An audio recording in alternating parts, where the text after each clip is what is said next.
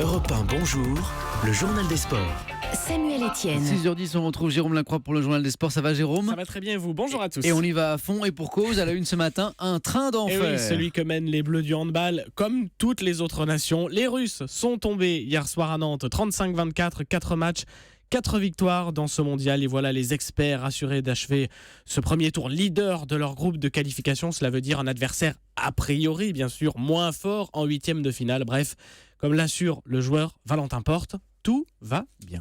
C'est un début de mondial parfait maintenant, c'est une première phase qui se termine, la phase compliquée va commencer, parce que après les huitièmes de finale c'est là où il ne faut pas se trouver parce que c'est bien d'être bon en poule et de faire du jeu de qualité, mais voilà, les huitièmes de finale il ne faudrait pas que ça change. Mais voilà, avec ce qu'on montre et ce qu'on emmagasine comme confiance, je ne vois pas pourquoi ça arriverait. Des propos recueillis par Christophe Lamar pour Europe 1, un dernier rendez-vous du premier tour qui comptera pour du beurre demain France-Pologne avant le 8e samedi face à la Macédoine, l'Islande ou la Tunisie. Jérôme, le mot sport du jour. Appel, le club de foot de Metz fait appel de la sanction de la commission de discipline de la Ligue. Retrait de 2 points au classement de la Ligue 1. C'est l'affaire du pétard jeté depuis une tribune sur la pelouse du stade Saint-Symphorien lors d'un match face à Lyon début décembre. L'explosion de l'un d'entre eux avait blessé le gardien rhodanien. C'est la fédération qui doit désormais trancher l'affaire. Le tennis maintenant et Roger Federer en ce moment sur le court à Melbourne. Pour une place au 3e tour de l'Open d'Australie, l'Américain Noah Rubin, 20 ans, 200e mondial et l'adversaire. Et pour l'instant, c'est serré. Chacun a remporté sa mise en jeu.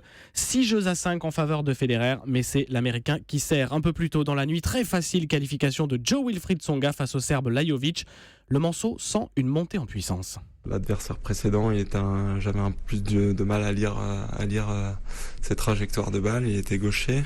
Aujourd'hui, c'était un peu plus standard entre guillemets. Mais par contre, aujourd'hui, il y avait énormément de vent. C'est pareil, c'est difficile d'être hyper serein quand la balle elle bouge beaucoup.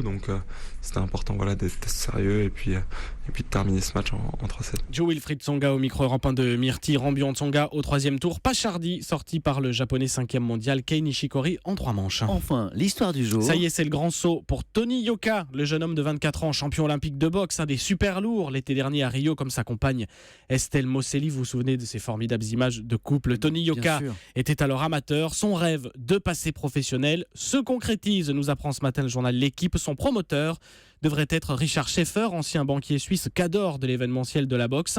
Et c'est Canal+ qui diffusera les combats de la nouvelle star française de la discipline. La chaîne devrait l'annoncer lors d'une conférence de presse aujourd'hui. À suivre donc. Merci beaucoup Jérôme Lacroix.